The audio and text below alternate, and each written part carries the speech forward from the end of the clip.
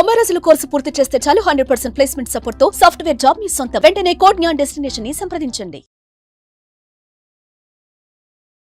వాగర్థావివ సంపృక్తౌ వాగర్థ ప్రతిపత్తయే జగతః పితరౌ వందే పార్వతీ పరమేశ్వరౌ. సదాశివ సమారంభాం శంకరాచార్య మధ్యమాం అస్మదాచార్య పర్యంతం వందే గురు పరంపరాం. ఆదిత్యాయ చ సోమాయ మంగళాయ బుధాయ చ గురు శుక్ర శనిభ్యశ్చ రాహవే కేతవే నమః.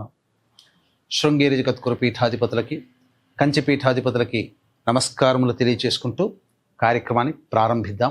ఇక గమనించుకున్నట్లయితే మార్చి 7వ తారీఖు నుంచి 15వ తారీఖు వరకు 12 రాశుల్లో జన్మించినటువంటి వారికి ఏ విధంగా ఉండబోతుందో తెలుసుకునే ముందు గ్రహ సంచారం తెలుసుకుందాం.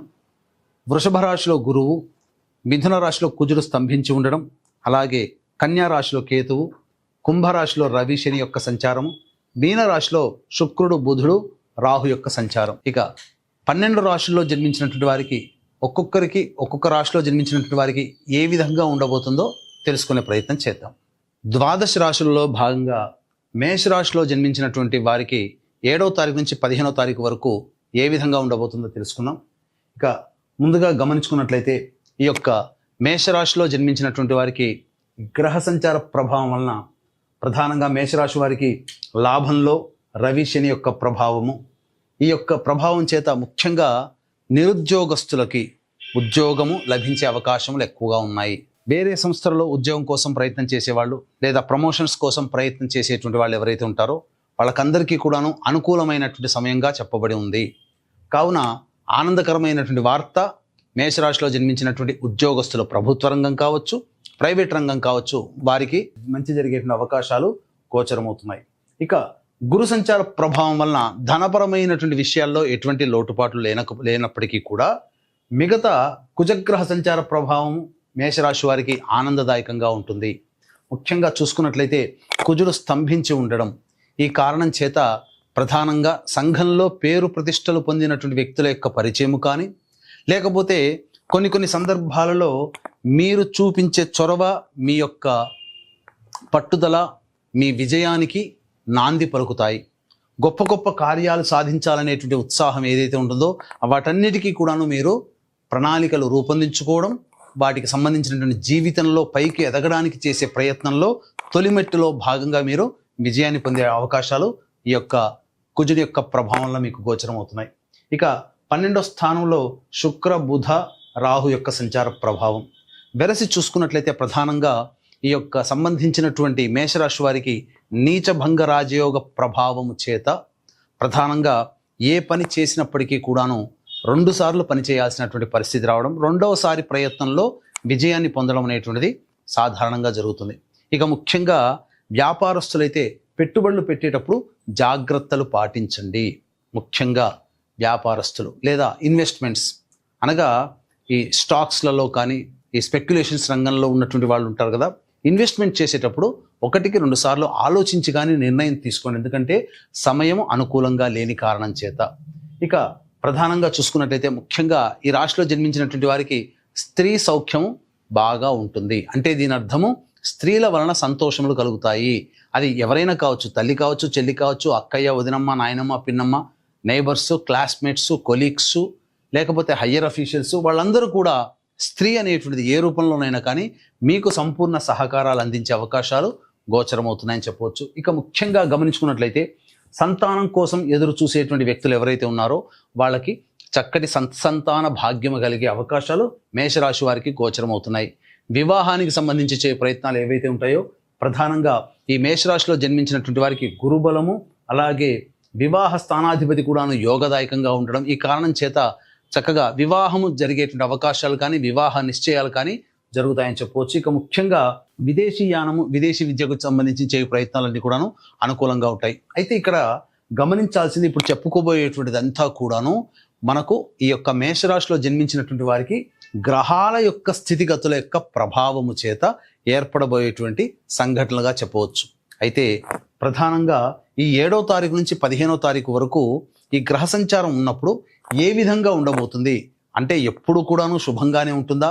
గ్రహ సంచారము చంద్రుడు ఒక్కొక్క రాశిలో మారుతున్నటువంటి కారణం చేత కొన్ని రకాల అభిప్రాయాలు లేకపోతే కొన్ని రకాల ఇబ్బందికర పరిస్థితులు అనేటువంటివి ప్రతి రాశి వారికి కూడా కలుగుతాయి.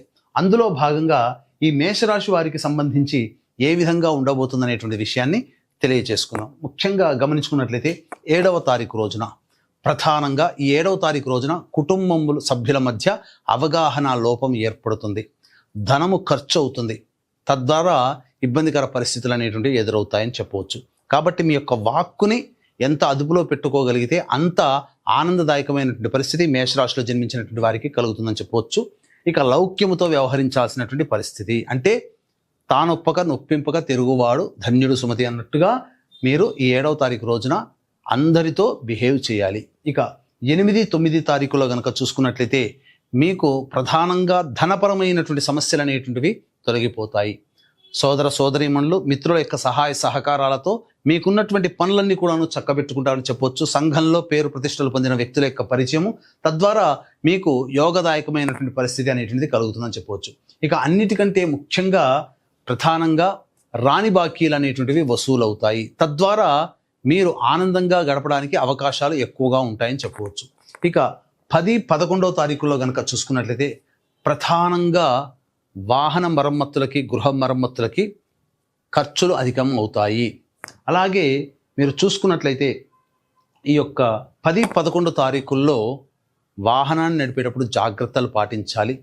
అలాగే ఏ పని చేసినా సంతోషము పొందలేనటువంటి పరిస్థితి, ధనము కూడా బాగా ఖర్చు అవుతుందని చెప్పవచ్చు.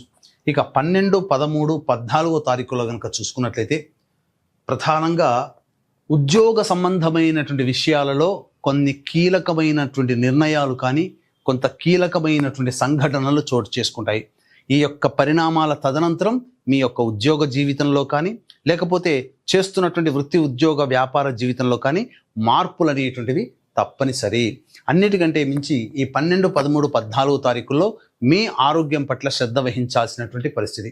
ఇక మీకు బాగా చెప్పుకున్నట్లయితే ఈ 3 రోజుల్లో 12, 13, 14 తారీఖుల్లో మానసికమైనటువంటి ఆందోళన అధికంగా ఉండడం, ఏ పని చేయాలన్నా కూడా సంబంధించినటువంటి మీకు ఈ గోచార రీత్యా అనుకూలత లేకపోవడం అనేటువంటిది జరుగుతుంది. ఏ పని చేయాలన్నా బద్ధకం అనేటువంటిది ఎక్కువగా ఉంటుంది.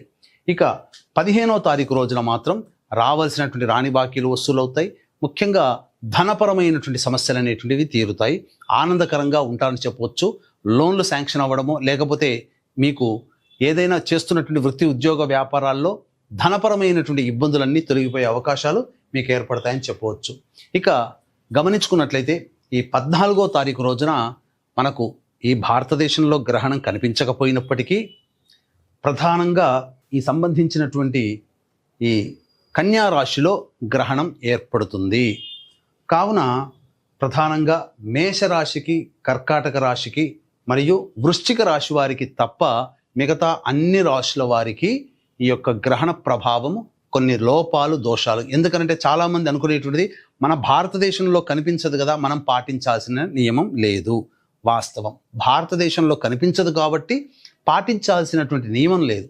కానీ గ్రహణం ఏర్పడుతున్నటువంటి రాశిని అనుసరించి భారతదేశంలో కాదు ప్రపంచవ్యాప్తముగా కొన్ని దుస్సంఘటనలు కొన్ని రాశిలో జన్మించినటువంటి వారికి ఏర్పడబోతాయి. కాబట్టి వృషభ, మిథున, సింహ, కన్య, తుల, ధనుస్సు, మకర, కుంభ, మీన రాశుల్లో జన్మించినటువంటి వారికి ప్రధానంగా ఈ యొక్క చంద్రగ్రహణ ప్రభావంలో కొన్ని సమస్యలు అనేటువంటి ఎదురవుతాయి. కాబట్టి ఈ యొక్క చంద్రగ్రహణ దోష పరిహారార్థమై ఈ యొక్క రాశుల్లో జన్మించినటువంటి వారికి గ్రహణ దోష నివారణ హోమాలు అనేటువంటివి జరిపించడం జరుగుతుంది. అవకాశం ఉన్న వాళ్ళు కార్యక్రమ తదనంతరం కాంటాక్ట్ చేసి మీ గోత్రనామాదులు నమోదు చేసుకోవచ్చు. ఇక ఈ యొక్క మేషరాశిలో జన్మించినటువంటి వారు సమస్యల నుంచి బయటపడడం కోసం ప్రతిరోజు కూడాను సుబ్రహ్మణ్య భుజంగ స్తోత్ర పారాయణము, దత్తాష్టకము రోజుకి 3 సార్లు పఠించినట్లయితే చాలా మటుకు సమస్యలు అనేటువంటివి పరిష్కారం అవుతాయి.